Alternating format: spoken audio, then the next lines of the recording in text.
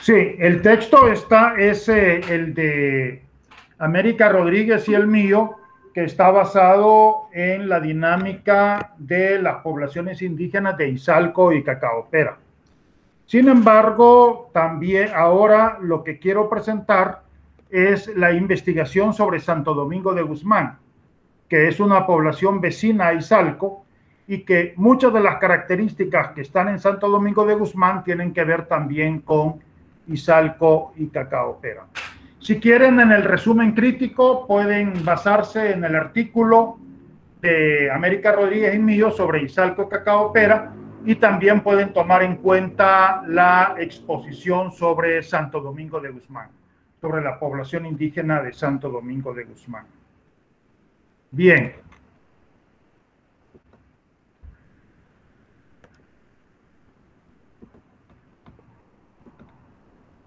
Vale.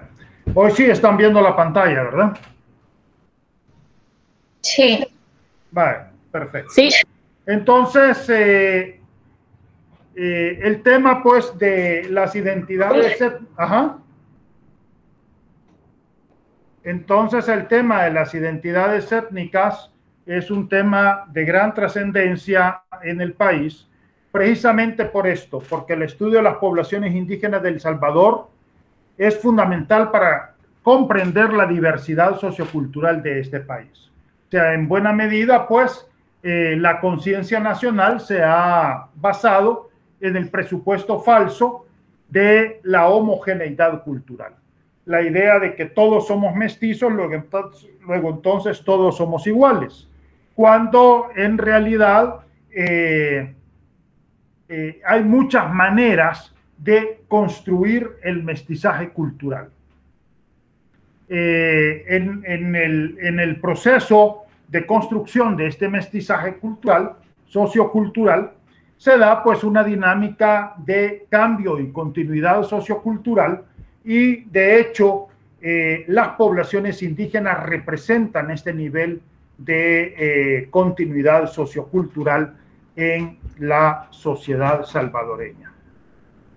El fundamento, pues, de la homogeneidad cultural está basada en el simbolismo del mestizaje entre indígenas y españoles, que históricamente ha tendido a establecer la unidad étnica de la nación, negando, y esta es una idea de Dagoberto Marroquín, está en su artículo clásico en 1935, en la revista América Indígena, o invisibilizando, de acuerdo con Chapin, a los pueblos indígenas. Bien, este simbolismo deformante se refuerza a partir del triunfo que el Estado Nacional obtuvo sobre los pueblos indígenas del occidente de El Salvador en 1932. Ahí tienen, pues, un tratamiento ustedes también sobre el tema del 32 en el artículo sobre Izalco y Cacaopera. Y es importante tomar en cuenta que en realidad, más que de un movimiento, estamos hablando de una rebelión, de un levantamiento en cadena que se dio en el 32 en Tacuba, Izalco, Nahuizalco, Colón, en diversos municipios, pues, en el cual los pueblos indígenas se fueron rebelando en contra de la dominación de los ladinos y de la tendencia a arrebatarle sus tierras a favor del cultivo del café. El carácter local, la rebelión que se da en 1932 tiene un importante carácter localista, y esto se ve reflejado en el hecho de que Santo Domingo de Guzmán no participa de esta rebelión, no obstante que es un municipio vecino a Izalco y Nahuizalco.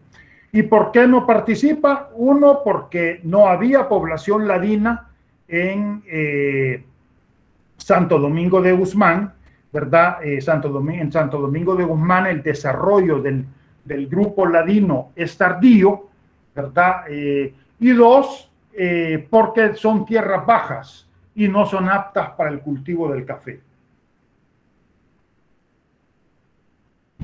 Esas dos características hacen que la población indígena de Santo Domingo de Guzmán realmente no se incorpore al movimiento, a la rebelión, en realidad, más que un movimiento, porque cuando se habla de movimiento se habla de una estructura orgánica, por ejemplo, lo que hubo en los 70 y los 80, aquí más bien lo que hay es una rebelión y, como les dije, un levantamiento en cadena que se da en diversos municipios del país, pero que tiene un fuerte carácter localista.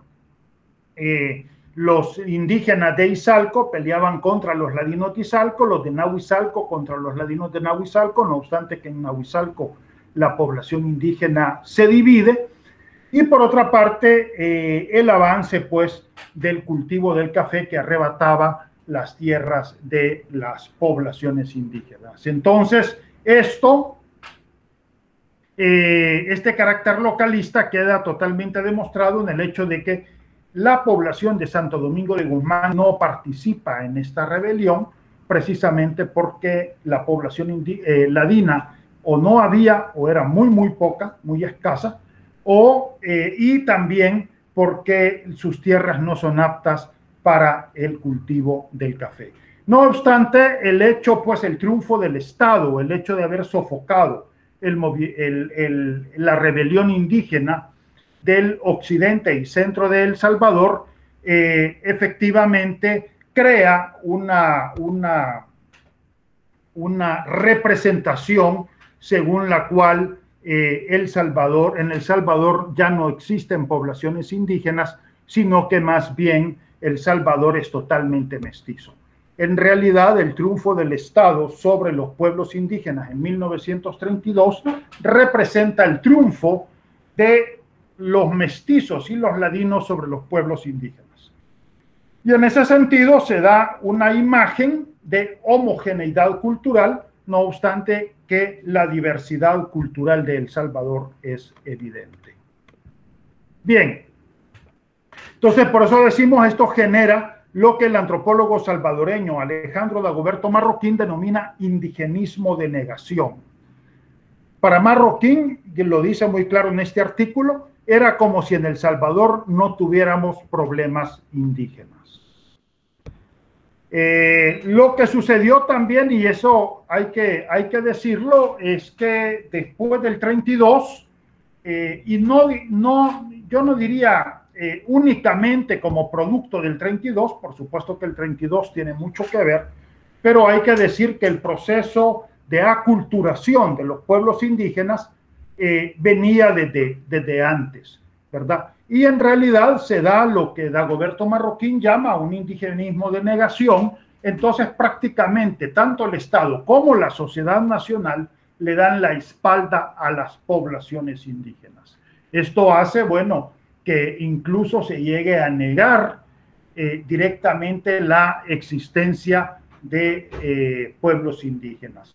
Pero, como ya lo vamos a ver en otro momento, es importante decirlo, la identidad no es un fenómeno puramente cultural, sino que la identidad tiene que ver con relaciones sociales, las relaciones entre el nosotros y los otros. Y por ejemplo, en el caso de Izalco, es interesante cómo los indígenas dejan de denominarse indígenas, incluso los propios indígenas. Sin embargo, la relación entre el nosotros y los otros, es decir, entre un grupo determinado y otro, esa se sigue desarrollando. Y en otro momento realmente se potencia la identidad indígena, pero no es de que la identidad indígena de repente aparece, sino que nunca desapareció. ¿Por qué? Porque la relación social entre nosotros y los otros, entre los que se pueden denominar indígenas y los que se denominan ladinos, nunca desapareció. Entonces,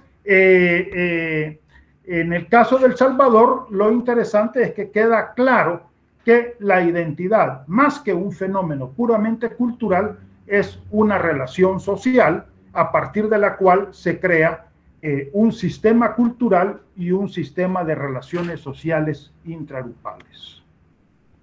Bien, mediados de 1970 se inicia un proceso de reorganización del movimiento indígena en el marco pues de lo que es el movimiento indígena continental y en el marco del conflicto político-militar, entonces comienza a desarrollarse pues un movimiento indígena y un conjunto de asociaciones reactivando y potenciando sus identidades culturales. Esto como producto de las transformaciones internas también que experimentaba la sociedad nacional salvadoreña y del proceso de globalización.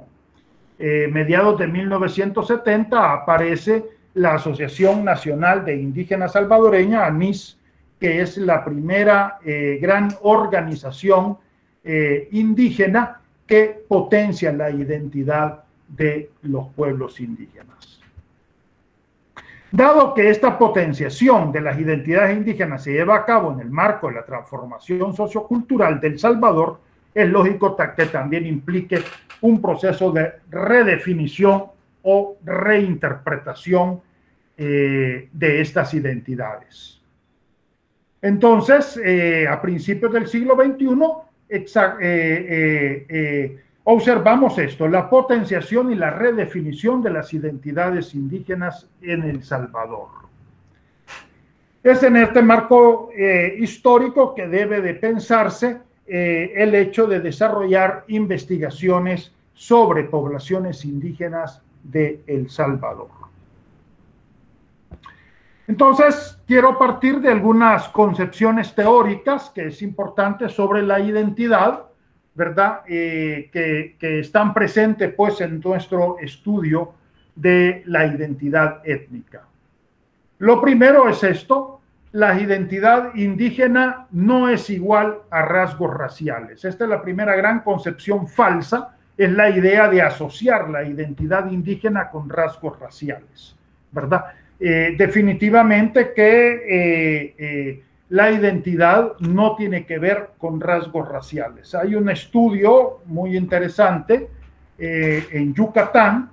Se ha trabajado el tema de los tipos de sangre entre los mayas yucatecos, sobre todo los que están del lado de Quintana Roo, en el oriente de la península de Yucatán, y es interesante porque esta es una zona en donde el contacto con el hombre blanco fue escaso. A mediados del siglo XIX se da la llamada Guerra de Castas, en donde se levanta, se levanta una rebelión indígena de gran trascendencia de las comunidades mayas en contra del dominio de los ladinos. Sin embargo, esa rebelión es sofocada, prácticamente descabezada, y las comunidades indígenas, pues eso, regresan a sus comunidades.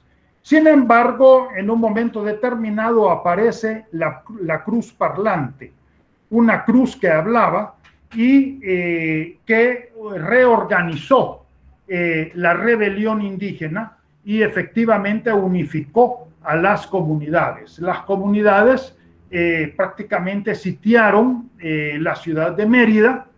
Con ello a los ladinos yucatecos se les quitó el interés de independizarse de México, más bien pidieron refuerzos al Estado mexicano, pero de repente los indígenas se fueron, precisamente porque eran campesinos y llegaba el momento de la cosecha y sus familias iban a quedar sin alimento. Entonces se van, pero la decisión del Estado mexicano fue no meterse con ellos, no molestarlos. Y de hecho, por largo tiempo, la relación de estas poblaciones con poblaciones ladinas y mestizas es escasa, ¿verdad? Es escasa. Bueno, esta antropóloga física hizo estudios de tipos de sangre entre los mayas yucatecos y todos los tipos de sangre le salieron mestizos, todos, ¿verdad? ¿Esto qué quiere decir? Que realmente la idea de la raza pura es falsa. No hay razas puras. todos estamos mestizados desde el punto de vista biológico y también desde el punto de vista cultural, todos estamos hibridizados. Entonces, este es el primer elemento.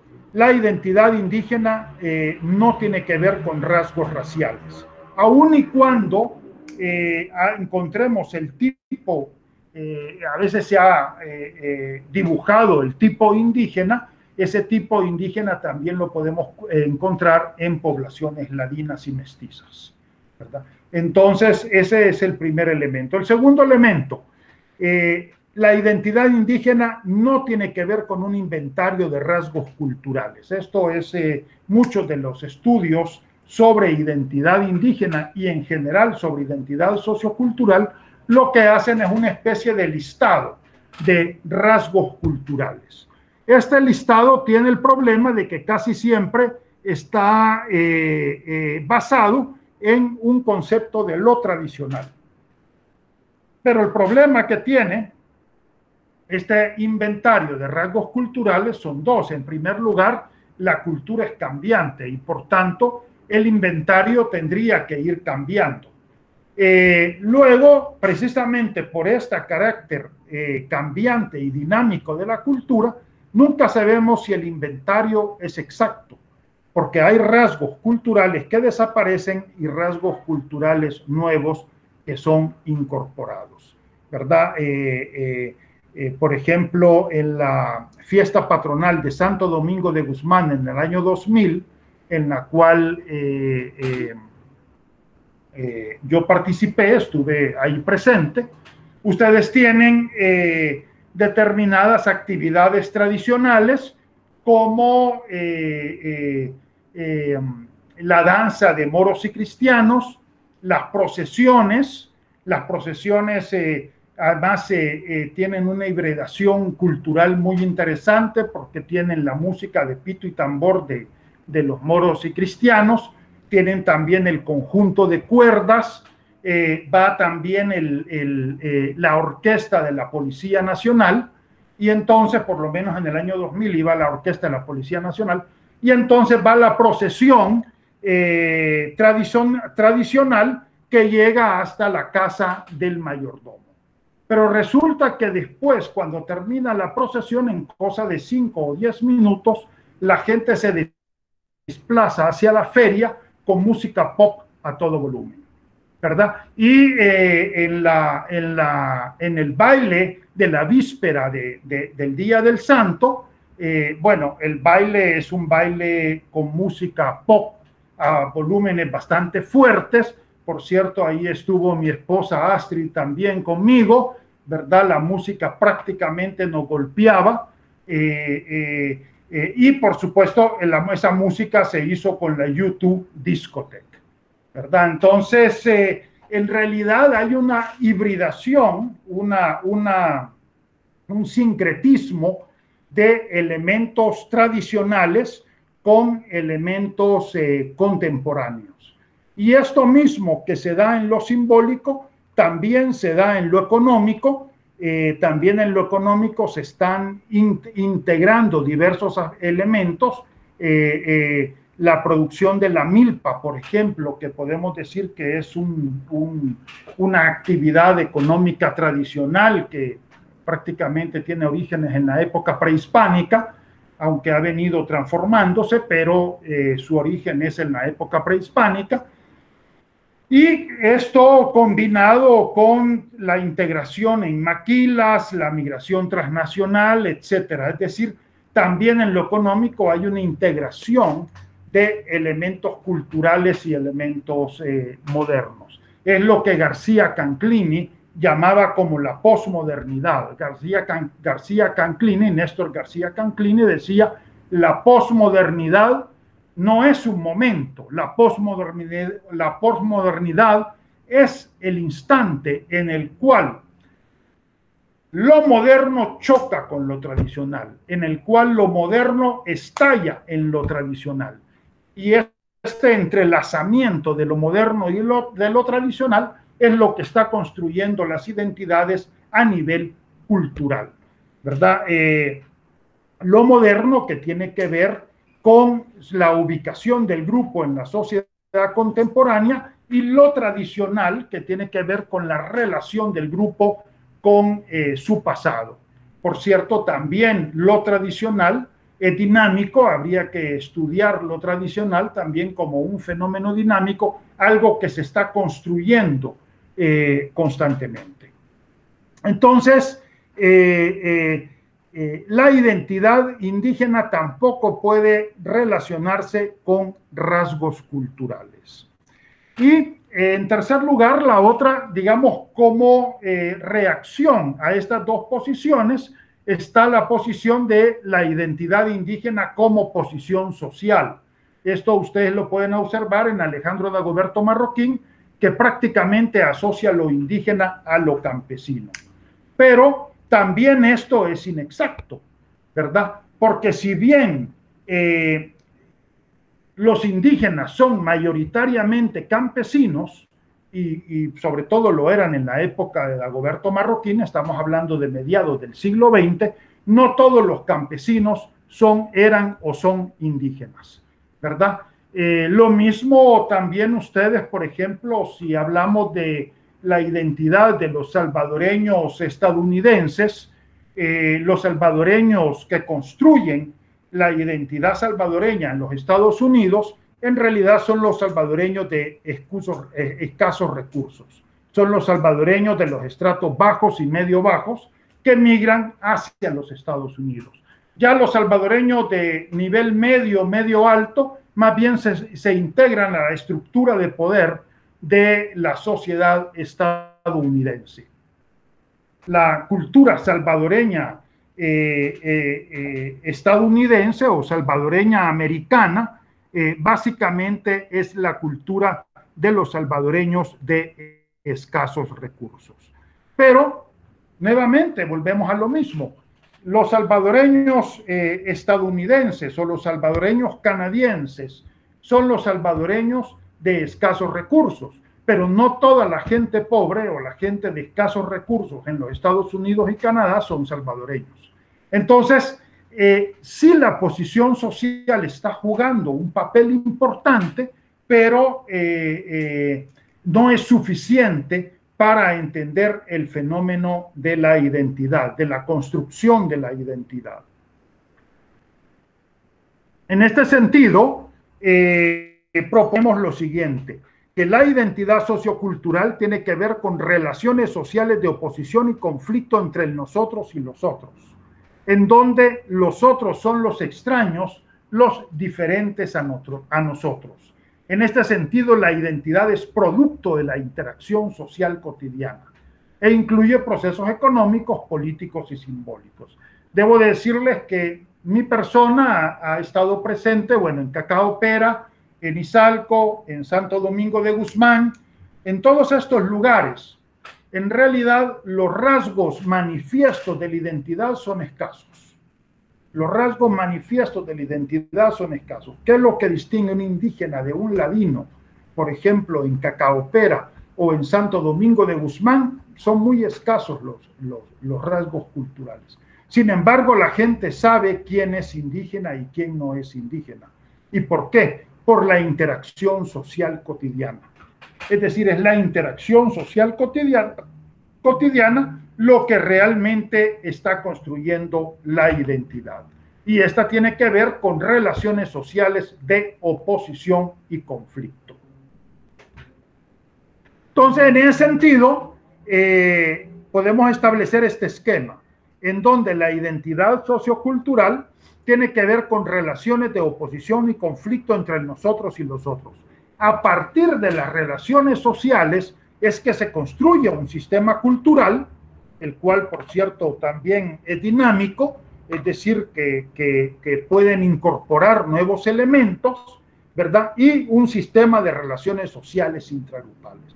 Por cierto, cuando yo era joven, bueno, yo tengo un poquito más de edad que ustedes, pero cuando yo era joven, el rock, por ejemplo, se veía como una música que venía de afuera, la música del imperio, del imperialismo, ¿verdad? Ahora hay muchos jóvenes que se identifican con el rock, sobre todo el rock en español. Y también en las poblaciones, en las comunidades indígenas, como les decía, ya no hay fiesta patronal que no se desarrolle con música pop. Entonces, música pop en español y en inglés. Entonces, los símbolos culturales van cambiando y van adquiriendo nuevos significados en función de que son incorporados a nuevos sistemas culturales. Bien, los fenómenos étnicos deben concebirse como fenómenos esencialmente sociopolíticos. Esta es una posición de Abner Cohen, que es muy importante, en su libro Two Dimensional Man, el hombre bidimensional, ¿verdad? Los fenómenos étnicos deben concebirse como fenómenos esencialmente sociopolíticos, pues son responsables de la construcción de jerarquías sociales o del establecimiento de la estratificación de una sociedad. Es decir, en función del fenómeno étnico se construyen relaciones de poder. Se construyen relaciones de poder. Bien, en el caso de los indígenas de Santo Domingo de Guzmán, los otros están constituidos por dos. Uno, los mestizos, la etnia dominante a nivel nacional, y dos, los ladinos, los mestizos de las localidades, ¿verdad? En Guatemala, por ejemplo, me preguntaban cómo se puede aplicar en esto. Bueno, en Guatemala a todos se les denomina ladinos, pues estarían los ladinos nacionales y los ladinos locales.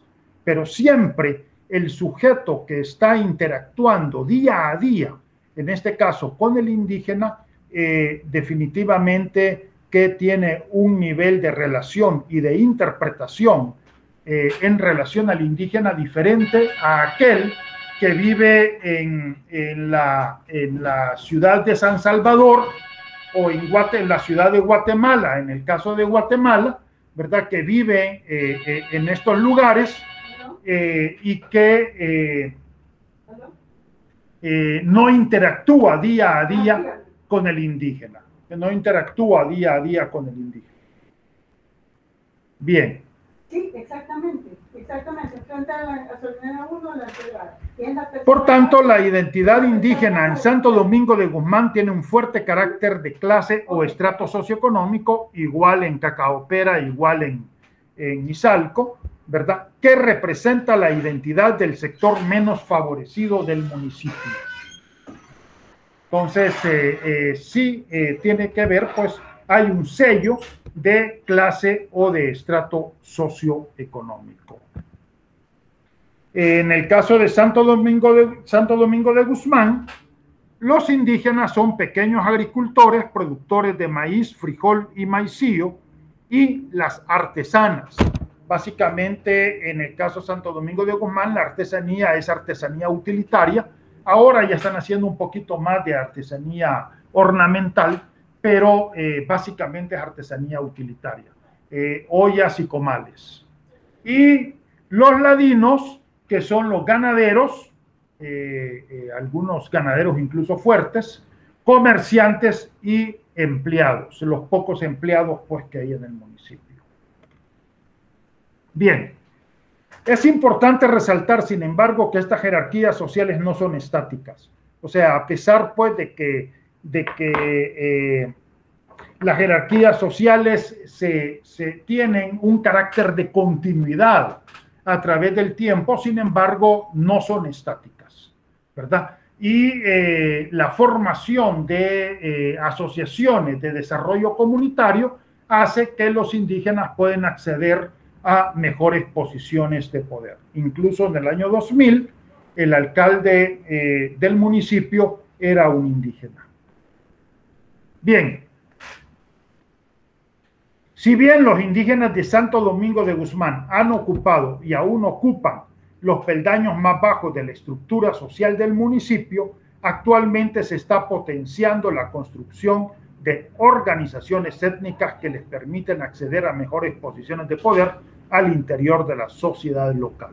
Aquí tenemos a ADESCOIN, la Asociación de Desarrollo Comunal Indígena Náhuatl, ADESCOMAI, la Asociación de Desarrollo Comunal del Medio Ambiente Indígena, y ANIN, la Asociación Nacional de Indígenas Náhuatl. en el año 2000, que fue cuando llevé a cabo esta investigación, las dos asociaciones, digamos, más importantes eran ADESCOIN y ANIM, ¿verdad? Eran las dos asociaciones más fuertes. Bien. En este proceso de redefinición de la identidad indígena es de gran trascendencia estudiar situaciones de frontera. El libro clásico para el estudio de la identidad étnica, el libro de Fred Barth, del antropólogo noruego Fred Barth, se llama precisamente los grupos étnicos y sus fronteras, porque las situaciones de frontera son fundamentales para la construcción de la identidad. Tiene que ver precisamente con la interacción del nosotros y los otros, ¿verdad? Aunque por ahí los posmodernos he oído que dicen de que no existen fronteras, es mentira. Todos los grupos sociales construyen fronteras o límites, ¿verdad? Hasta aquí llega el grupo, hasta acá, de aquí para allá comienza otro grupo. Por supuesto, muchas veces esas fronteras son ambiguas, no son del todo claras, pero eso no quiere decir que no existan. Una cosa es que digamos de que las fronteras son porosas, lo cual es cierto. Otra cosa es que digamos que las fronteras no existen. No demos ese salto mortal. Las fronteras son porosas, pero sí existen, ¿verdad? Bien, en el caso de Santo Domingo de Guzmán, esta frontera étnica es fuertemente ambigua, ya estábamos diciendo, y no solo Santo Domingo de Guzmán, en general de los grupos indígenas, precisamente porque los símbolos manifiestos de la identidad se han borrado, ¿verdad? O se han llevado al mínimo. Entonces, ¿quiénes son los indígenas que están en situación de frontera? Diríamos los indígenas urbanos. Los indígenas urbanos porque el grupo indígena es mayoritariamente campesino, en el caso de Santo Domingo de Guzmán, es mayoritariamente campesino y vive en los cantones y los caseríos del municipio. Sin embargo, y los ladinos son urbanos. Los ladinos son urbanos y, como decíamos, son ganaderos y comerciantes y oficinistas. Pero hay un grupo de indígenas que sí vive en el área urbana, en el barrio del Calvario, en Santo Domingo, y entonces estos en realidad están en una situación de frontera entre el grupo ladino, que es principalmente urbano, y el grupo indígena, que es mayoritariamente rural. Y son estos indígenas urbanos, estos que viven en situación de frontera, los que construyen precisamente las asociaciones indígenas. Bien. Sin embargo, el esquema para el estudio de la identidad étnica no queda completa si no tomamos en cuenta la construcción del grupo y también del universo simbólico. Bueno, el grupo étnico indígena náhuatl de Santo Domingo de Guzmán, el grupo es un grupo náhuatl pipil de origen prehispánico, ¿verdad? Según Lardey y Larín, Huitzapan quiere decir río de las espinas. En 1572 se le concedió a los monjes del convento de Santo Domingo de Sonsonate, acuérdense que Santo Domingo de Guzmán queda adelantito de Sonsonate, y lo pusieron bajo protección de Santo Domingo de Guzmán. Hasta principios del siglo XX, Santo Domingo se mantiene totalmente indígena, y un informe de 1859 afirma que para esta fecha la mayor parte de los habitantes de Santo Domingo no entendía el castellano, hablaban básicamente el náhuatl. Es a partir de principios del siglo XX que comenzaron a entrar personas con sangre española, me dijo un informante de Santo Domingo. Bien, ya lo habíamos dicho, la ausencia de ladinos y el hecho de que las tierras de Santo Domingo no son aptas para el café hizo que Santo Domingo no se incorporara al movimiento de 1932. Pero fíjense que qué interesante. Santo Domingo no participa en la rebelión de 1932, pero sí participa del movimiento revolucionario de los años 70-80 y viceversa. Izalgo y los demás municipios sí participan en la rebelión de 1932 y sin embargo no participan en el movimiento revolucionario de 1970 y 80. Esto es así porque por el peso de la memoria histórica en estas poblaciones. Es decir, los indígenas que participaron en la rebelión de 1932 y que fueron fuertemente masacrados por las fuerzas del ejército y de los ladinos, tenían todavía esa memoria y no se incorporaron al movimiento revolucionario. Sin embargo, Santo Domingo, que no tenía esa memoria de las masacres, no obstante de que era vecino, pero ahí se ve el carácter localista de la memoria, sin embargo, sí se incorpora al movimiento de los 70 y los 80. Bien, en la segunda mitad del siglo XX el grupo ladino ya estaba totalmente constituido en Santo Domingo y es el que toma el poder, el gobierno local. Esto lleva a la separación del sistema político del sistema de cargos religiosos, es decir, hasta mediados del siglo XX el sistema de cargos religiosos y el sistema político estaban entrelazados. Una persona, un indígena, participaba en las cofradías de Santo Domingo, que eran varias. La más importante, obviamente, es la cofradía de Santo Domingo de Guzmán, del Santo Patrón, pero también es muy importante la cofradía del Niño Dios y también son importantes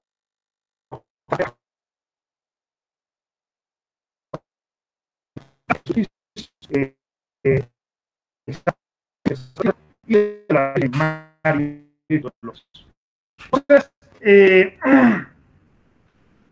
una persona participaba pues en estas cofradías y accedía, digamos, a cofradías más importantes. Luego, una vez que había participado en las cofradías más importantes, ya podía acceder al poder político, pasar a ser regidor y a ser alcalde municipal, y una vez que cumplía estas funciones, entonces pasaba a ser miembro del Consejo de Ancianos. Entonces, este sistema prácticamente funcionó hasta mediados del siglo XX. Es cuando llega el grupo ladino y toma el poder político, el grupo ladino, cuando establece la separación entre el poder político y el poder religioso. Y otro fenómeno que se da es que las cofradías quedan en manos propiamente indígenas. Es decir, ya los ladinos ya no se incorporan a las cofradías, sino que las cofradías quedan totalmente del lado indígena, pero separadas del poder político. Bien, a mediados de la década de 1970 se comienza a fomentar la organización popular en Santo Domingo de Guzmán. En 1975 entra la Unión Comunal Salvadoreña. La Unión Comunal Salvadoreña es muy importante. En realidad se puede decir, la madre del movimiento campesino en El Salvador, ¿verdad? Las primeras experiencias que gran parte de los campesinos tienen en la contienda política es precisamente a través de la Unión Comunal Salvadoreña, una organización creada por el propio Estado y por los Estados Unidos con el objeto de canalizar el descontento campesino, pero que este descontento no pusiera en crisis al sistema, a la sociedad. Sin embargo, muchos de los campesinos y de los indígenas se entrenan precisamente en las movilizaciones que genera la Unión Comunal Salvadoreña. De ahí en 1975 se constituye la Asociación Nacional de Indígenas Salvadoreños, que en realidad se desprende de la Unión Comunal Salvadoreña, son indígenas que estaban en la Unión Comunal Salvadoreña y que forman la Asociación Nacional de Indígenas Salvadoreños, ANIS, que se puede considerar la organización madre de todas las organizaciones indígenas. Ahora hay una gran cantidad de organizaciones indígenas, pero la ANIS viene siendo la organización madre. Y una característica de ANIS, precisamente porque es un retoño de la Unión Comunal Salvadoreña, es que incorpora las demandas sociales con las demandas culturales. Es decir, si bien incorpora demandas culturales como el derecho a la lengua, el derecho a las danzas, el derecho a desarrollar sus propias festividades, también incorpora derechos sociales, principalmente el derecho a la tierra, ¿verdad? Entonces, es interesante porque ANIS se constituye precisamente en el contexto del conflicto político-militar en El Salvador. 1980 ya entra el FMLN, el ERP que se asienta en el casco urbano de Santo Domingo y las FPL en los cantones, principalmente en el Sope y otros cantones de Santo Domingo. Sin embargo, bueno, hay una incursión del ejército precisamente en 1980 y desarticula esta naciente organización revolucionaria y, por cierto, a lo largo de los 80 crea un ambiente, digamos, de represión bastante fuerte en el municipio. También se constituyen las patrullas civiles. Esto es importante, es decir, hay que tomar conciencia de esto. La derecha también tiene pueblo, ¿verdad? También tiene pueblo. Y las patrullas civiles se constituyen en defensa, digamos, del sistema dominante. Y también crecen las iglesias evangélicas y pentecostales. Bien, la situación actual, la economía indígena es una economía de subsistencia basada en la milpa, en el cultivo del maíz, frijol y maicillo. Aquí estamos hablando de campesinos propiamente dicho, que trabajan pues bajo la lógica del valor de uso, ¿verdad? Ojo, subsistencia no debe de asociarse con autoconsumo, no es una producción de autoconsumo, sino que más bien de subsistencia, es decir, que la economía se orienta a la satisfacción de las necesidades básicas del grupo doméstico. Por eso el antropólogo estadounidense Marshall Salins habló del modo de producción doméstico. Y la cerámica, que es una actividad que básicamente lleva el sector femenino. Bien, esta es por cierto, el tema de las artesanías casi siempre es el sector femenino. En cacao pera, que es básicamente la elaboración de hamacas, de matatas, etcétera, originalmente con hilo de nequén, ahora ya más bien con hilo de nylon, ¿verdad? Pero es una actividad también femenina. Bien, bueno, una imagen, pero esto ya una milpa que ya fue cosechada. La cerámica, que es básicamente cerámica de carácter utilitario. La organización de los grupos domésticos es importante para el desarrollo de las relaciones de solidaridad y ayuda mutua. La familia nuclear con un 43.05%, familia nuclear incompleta, es decir, que falta algún miembro, 16.56%, dos familias nucleares, 1.98%, y fíjense qué interesante la constitución de la familia ampliada, una familia nuclear más una familia nuclear incompleta 23.84% y fragmentos de familias nucleares 14.57%. ¿Qué conclusión sacamos de esto? Que la familia ampliada en realidad es un tipo de familia que se constituye como una defensa de las familias nucleares incompletas.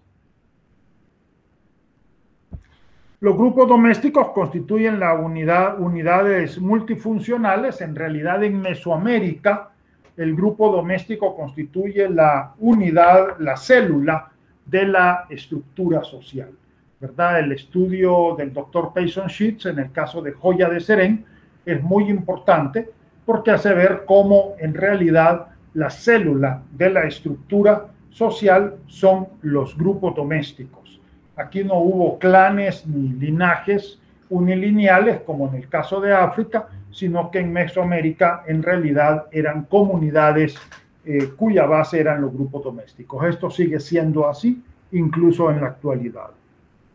Bueno, los grupos domésticos constituyen los espacios donde se lleva a cabo la reproducción del grupo, constituyen las unidades de consumo y en el caso de la agricultura de subsistencia también las unidades de producción, son las unidades a través de las cuales se transmiten los bienes materiales, representan las unidades que establecen las redes de relaciones sociales de solidaridad y ayuda mutua y representan las unidades en las que se transmiten los valores y normas sociales. Todas estas funciones consolidan a los grupos domésticos como las unidades más importantes de la estructura social de las poblaciones indígenas y campesinas de Mesoamérica, incluso yo diría también de las áreas urbanas. Es muy importante el estudio de la doctora Larisa Lomnitz en México, cómo sobreviven los marginados, en donde la migración campo-ciudad se da también a través de los grupos domésticos. Y actualmente, no en Santo Domingo, porque esta zona no es una zona de migración transnacional, pero sí, por ejemplo, en otros lugares, en Cacaopera y también en Guarjila y los ranchos, donde yo he hecho investigación, ¿verdad? La migración transnacional se da a través de la estructura de los grupos domésticos y la familia ampliada. Entonces, todas estas funciones consolidan a los grupos domésticos como las unidades más importantes de la estructura social de las poblaciones indígenas y campesinas.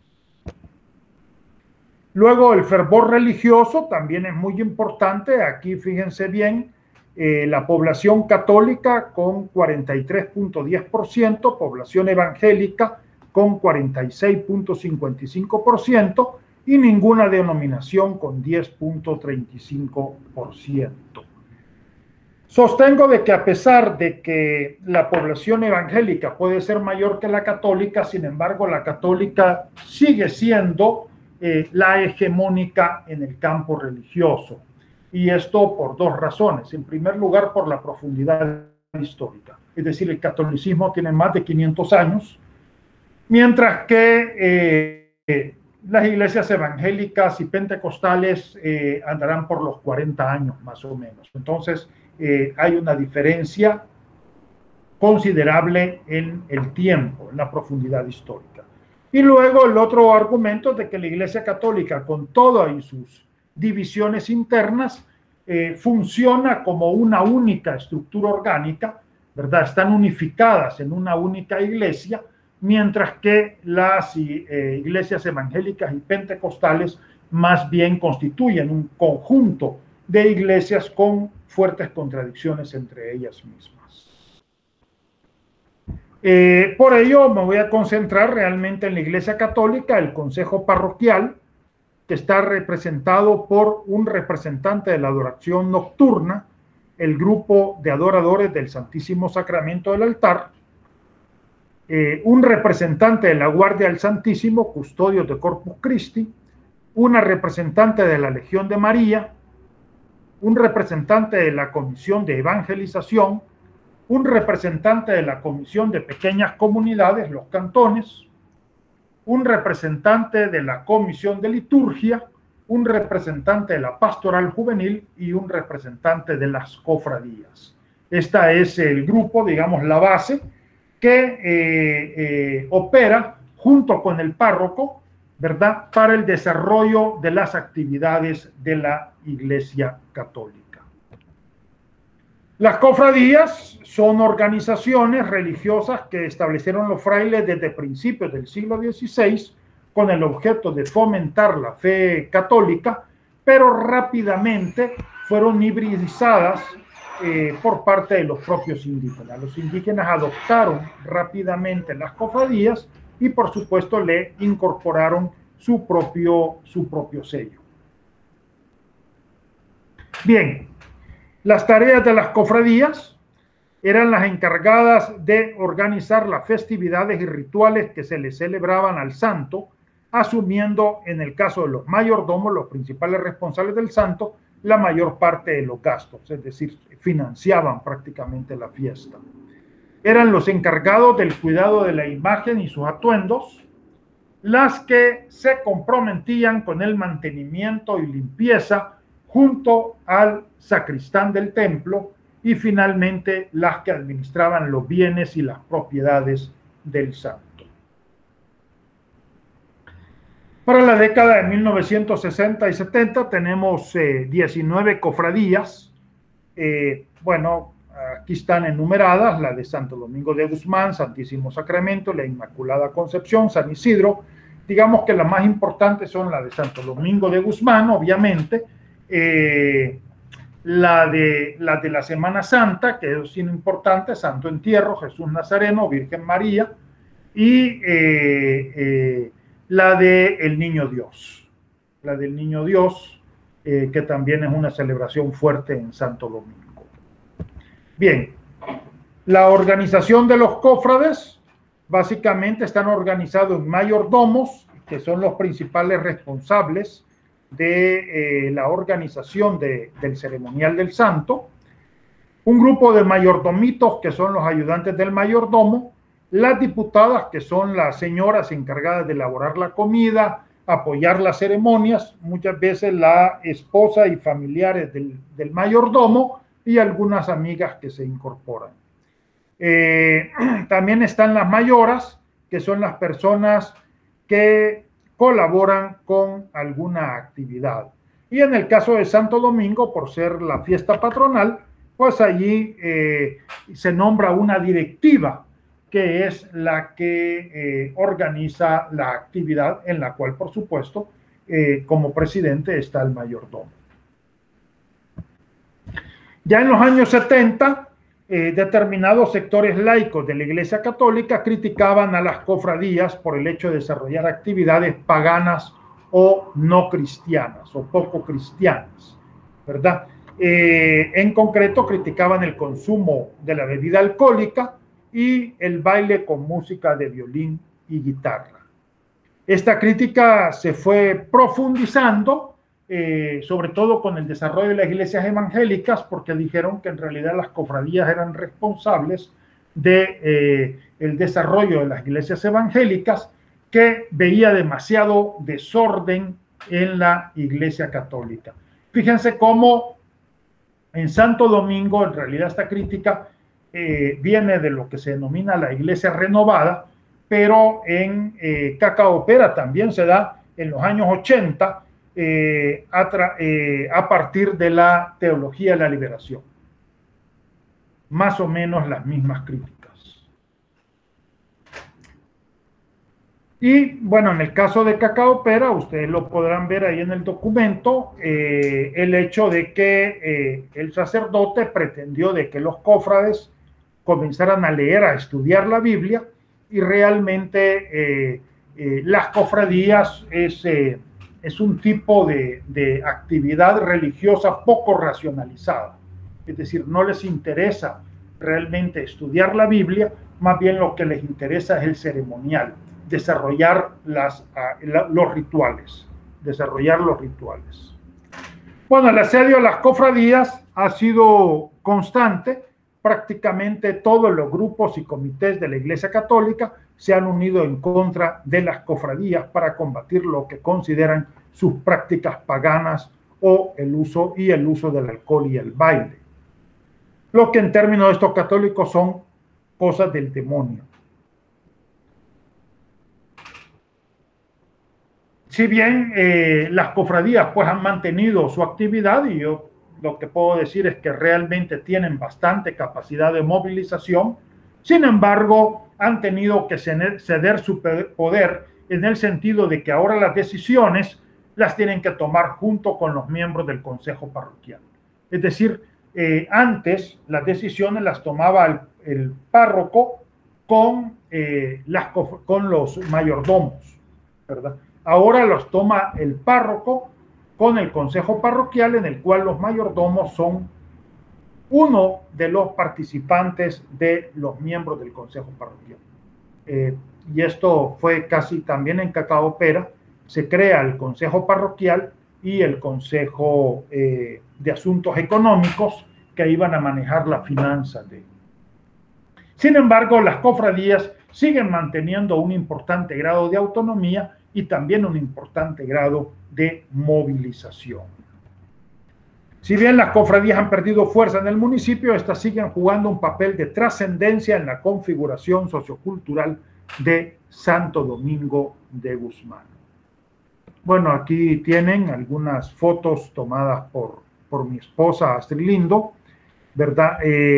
Esta es la procesión en honor a Santo Domingo por parte de la cofradía de Santo Domingo de Guzmán. Ahí están los moros y cristianos, los historiantes, bailando en el atrio de la iglesia, ¿verdad? Mientras el párroco está dando la misa, o sea, en alguna medida la cultura popular, un poco al margen de la cultura oficial, pero ocupando pues un lugar en la Iglesia Católica. Bien, esta foto es interesante porque ahí ven ustedes cómo la dinámica social se va dando. Esta es una de las capas de uno de los historiantes, y ahí ustedes pueden ver la imagen de Bugs Bunny y otros angelitos y otros tipos de. Es decir, cómo realmente se va incorporando nuevos elementos incluso de la cultura global en la cultura popular. Santo Domingo, en la casa de Santo Domingo de Guzmán, ¿verdad? La casa de la cofradía de Santo Domingo, ahí están en la convivencia.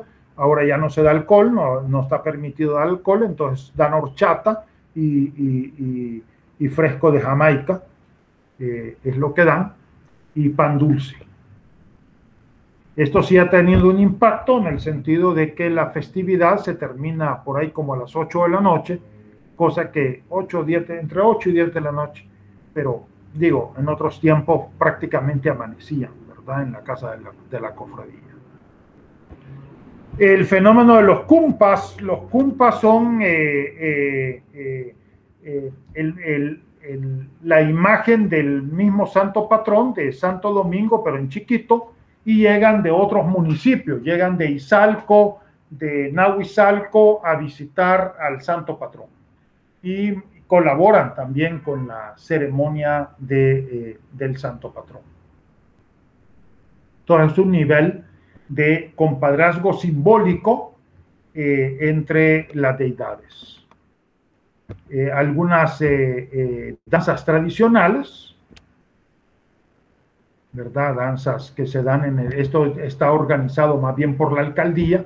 Acuérdense que la fiesta patronal, por una parte está la organización religiosa, pero también la organización de la alcaldía. La alcaldía siempre participa y normalmente más bien es una relación de carácter conflictivo. Ahora se han introducido los juegos de maquinita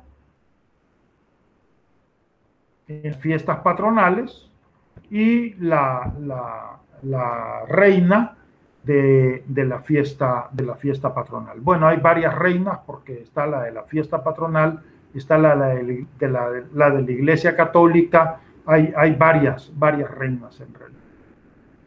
Bien, Las organizaciones étnicas que tenemos, la Asociación de Desarrollo Comunal Indígena, ADESCOIN, la Asociación de Desarrollo Comunal del Medio Ambiente Indígena, ADESCOMAI, y la Asociación Nacional Indígena Anáhuac, ANIN. Como les dije, las dos que funcionaban en el año 2000 es ADESCOIN y ANIN. La ADESCOIN, que es católica y de izquierda, y ANIN, que es protestante y de derecha cuestionadora, cuestionadora con respecto a Arena en ese momento, pero pues protestante y de derecha. Y como conclusión, en síntesis, los indígenas de Santo Domingo de Guzmán mantienen características comunes que los unifica como grupo, como el hecho que todos ellos ocupan los peldaños más bajos de la estratificación socioeconómica del municipio, mantienen una orientación similar en sus prácticas económicas, economía de subsistencia, y desarrollan diversas prácticas sociales a partir de las cuales construyen su red de solidaridad y ayuda mutua. Sin embargo, también presentan un nivel importante de diversidad social y cultural entre ellos. La mayoría habita en las comunidades rurales, pero hay un sector importante que habita en el centro urbano, y la población se divide por su afiliación religiosa y por sus opciones políticas. Es posible que a medida que se profundice el proceso de globalización en este municipio, la diversidad interna de la población indígena también se va a profundizar. Pero existe un elemento que unifica a todos los indígenas: su oposición con los blancos, primero los españoles, después los mestizos y los ladinos, oposición que ha estado presente a lo largo de los últimos 500 años de su historia. Bien, esta es la presentación de Santo Domingo de Guzmán, de la población indígena de Santo Domingo de Guzmán.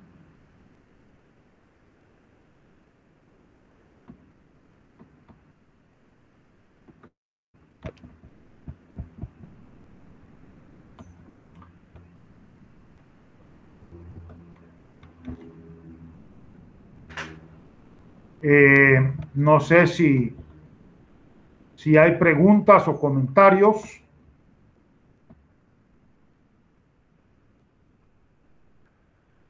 Las escucho. De mi parte, todo bien.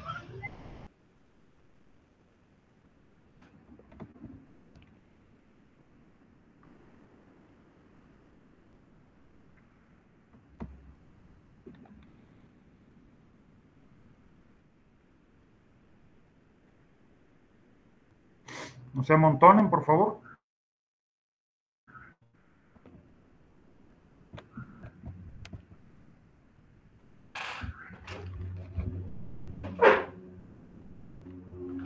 Perdona, Adriana, yo tenía un problema de sonido. Ya está solucionado.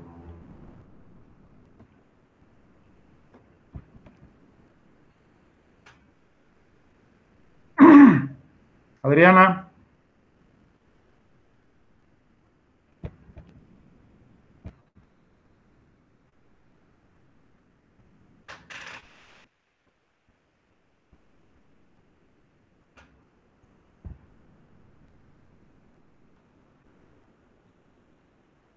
Hola, hoy sí.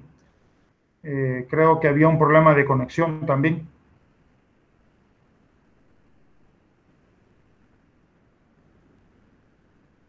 Ajá. Bueno, lo que pasa es que espérense, que creo que me está mandando unos mensajes.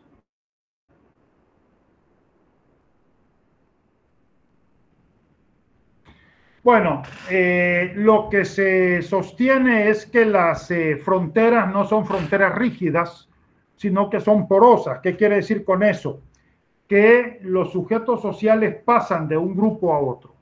Es decir, que no son fronteras rígidas en donde un sujeto no pueda pasar de una frontera a otra, sino que efectivamente siempre pasan los sujetos de una frontera a otra. Sin embargo, esto no quiere decir que las fronteras se borren. Ese es el problema de muchos de los posmodernos actuales, que prácticamente quieren decir que las fronteras se borran. Las fronteras no se borran, las fronteras no se eliminan, pero sí las fronteras no son totalmente rígidas y entonces esto hace que los sujetos puedan pasar de una frontera a otra. Por ejemplo, en el caso de las poblaciones indígenas, de repente hay indígenas que se salen del contexto local y que pueden acceder a posiciones de poder propias de los grupos mestizo y ladino. Lo mismo en el caso de los salvadoreños en los Estados Unidos.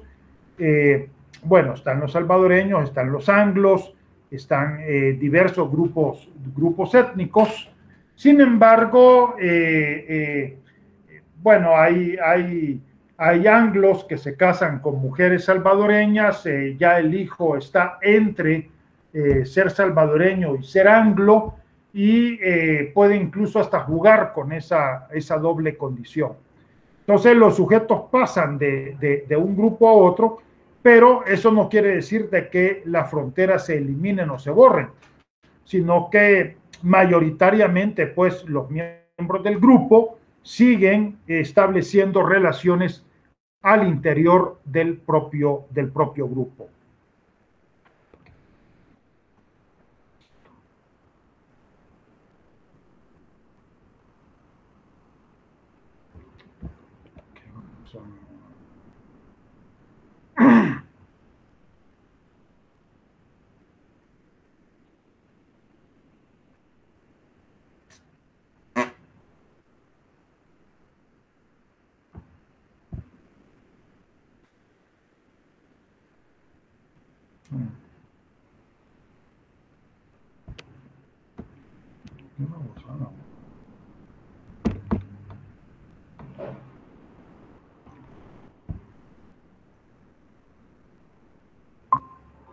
Vaya, hoy sí ya volvimos a restablecer. No sé si quedó claro, Adriana.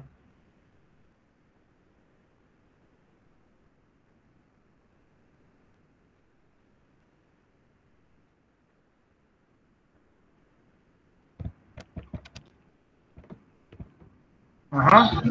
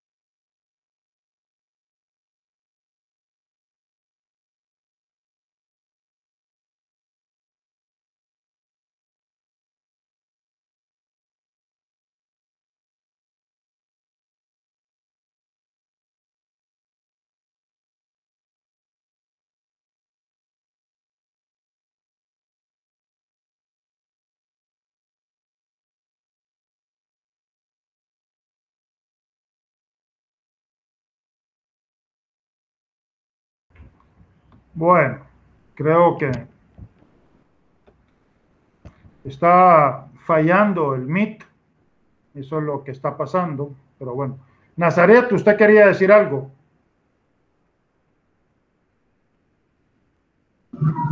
No, solo había dicho que no tenía ningún comentario en el momento. Ah, ok. Bueno, el resumen crítico lo pueden hacer con base en el artículo y la exposición esta, ¿verdad? Pueden. Adriana, ¿le quedó claro? ¿Le quedó claro mi explicación?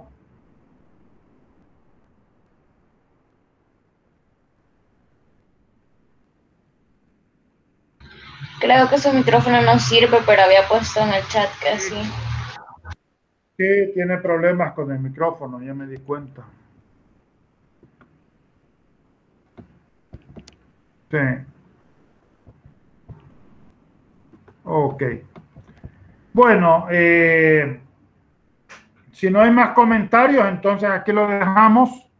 La grabación, pues como siempre, la vamos a poner. Y bueno, un placer estar con ustedes siempre. Y eh, si quieren, el próximo miércoles nos vemos como una sesión de asesoría. ¿Ok?